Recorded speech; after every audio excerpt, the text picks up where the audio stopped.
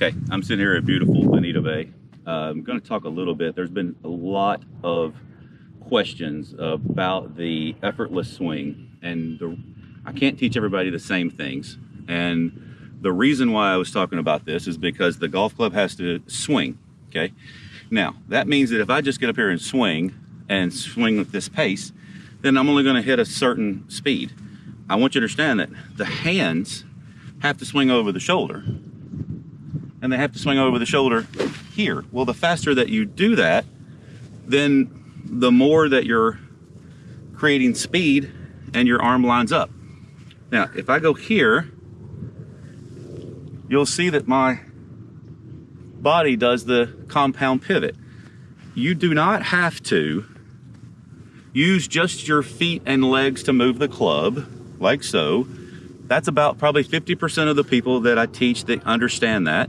And they have the hand, wrist, and forearm flailing, and they're feeling the feet, and they're letting it go, okay? The other half uses hand action. Completely fine. The golf swing is a circle. If you go back and watch some of my first videos, I've never deviated from this, is that your hands swing over.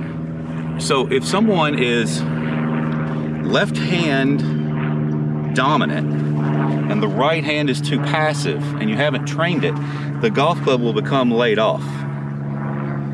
And overturning, you'll do the same thing. So when you're here, the hands go right over the shoulder. Well, the butt of the club will point right at the golf ball. So then to hit the golf ball, you just have your hands and arms swing to the target and your golf club will recock. So if you stick a tee in the butt of the club and you point it at the ball, and I go to the top of my swing and it's pointed at my target line, you'll see that my right hip is out. Well, that's a compound pivot. My knee and my foot moved, right? So then if I swing my hands and arms to the target, my leg and my body will respond. Now, if you get up here to the top and just do this, well then obviously no, that's not right? Or you get up here and turn your body. So you want to go here and swing your hands and arms. And the faster that you swing your arms, the further the ball goes. So it is, the number one thing I see is most people squeeze the heck out of the club. And so when you do that, the club can't swing, so you have no hand action. So when people say, well, how fast do you do it?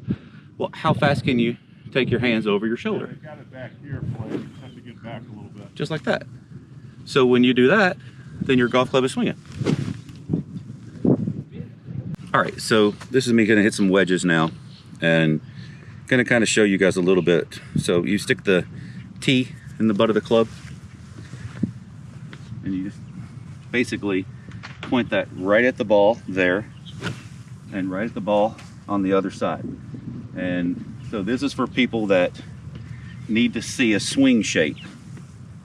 And you're like, well, how do you do that? Well, you feel your hands will have to make that quarter roll to put the club on plane. Now, I could do the exact same thing by, watch this, rolling my feet, and my hands and arms will be passive, okay?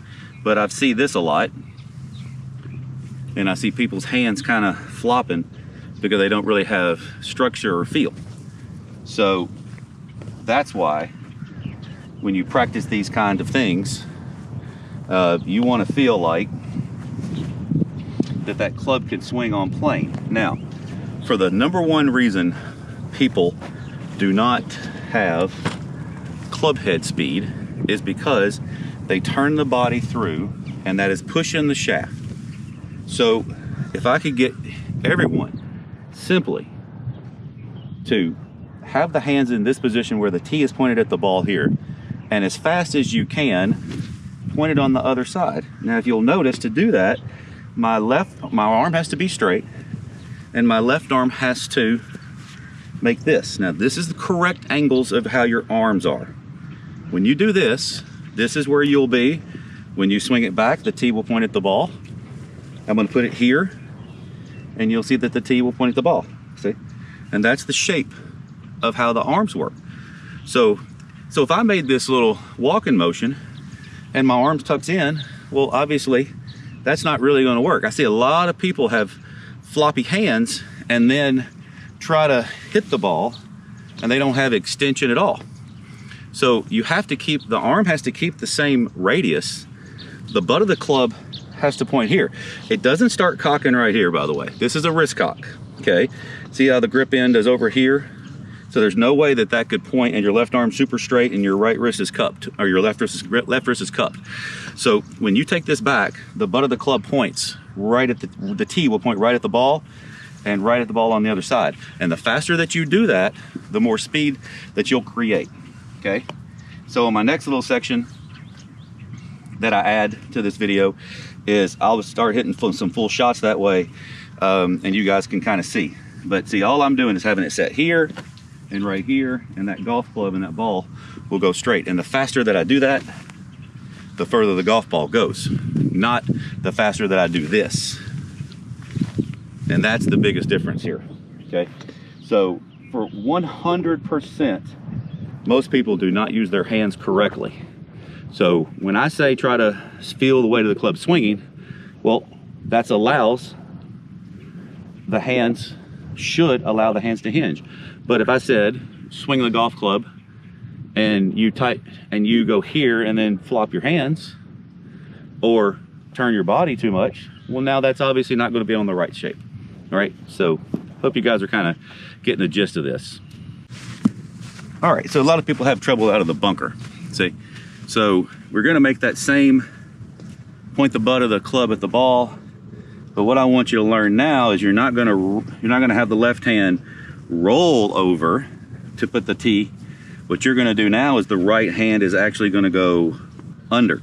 So any bunker shot, the right hand actually goes under. So you'll cock the hand and the hand will feel like that you're throwing under, and your left hand too. It shouldn't roll over, okay? Because that you're going to hit the bottom edge of the sand.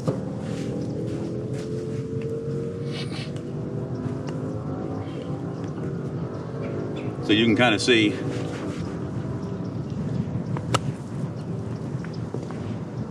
how my hand does that. Let me go a little bit more closer so you guys can see this angle, I think. So see, it's pointed there and it'll go under like that. So it goes there, goes there, there, there. Not here, here. Look how deep the divot is. See? So you want it to go under.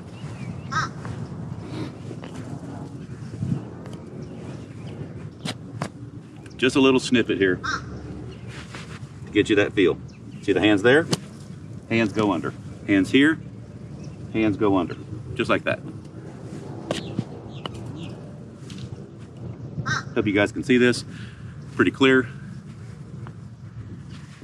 You can set up square if you want to. I set up slightly open. Butt of the club will always be at the zipper. T points there. Hand goes under, just like that. And it's all about the speed that you want to do it and how much further you want to carry it. So I got closer to the ball. I had to hit it 30 yards. So if you want to hit it shorter, then you take more sand, etc., like that. But you could even make a bigger swing, but the butt of the club still points at the target line, and then we'll release under. So bunker shots are different that way. Chip shots and pit shots, same thing.